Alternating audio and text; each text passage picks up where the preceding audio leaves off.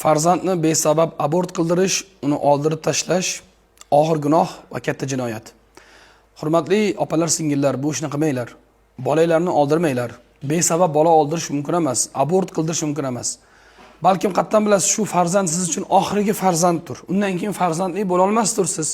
Keyin shu abort ishini qilayotganlar, hurmatli doktorlar, albatta ilmga ega bo'lgan, malakali, o'zini haddini bilgan, shariat dinga amal qiladigan tajribali doktorlar bu ishni qilmaydi-yu, lekin 1-2 so'm evaziga mana shu qizlardagi farzand ko'rib qolgandan keyin shu bolani oldirib, uni nobud qilib berayotgan doktorlar ertaga sizlar ham qiyomat kuni javob berishingizni o'ylab qo'yinglar. Albatta bunday insonlar bu naslni, o'zbek naslini qiruvchi insonlar, qotillar hisoblanadi. Bu abort masalasi bizning dinimizda ham qoralangan, bizning konstitutsiyamizda ham taqiqlangan, mumkin emas. Bu o'sha modda bilan belgilab qo'yilgan hattoki. Alloh taolo barchamizni to'g'ridan adashtirmasin, o'zining diniga komil suratda amal qilmoqligimizni hammamizga nasib etsin.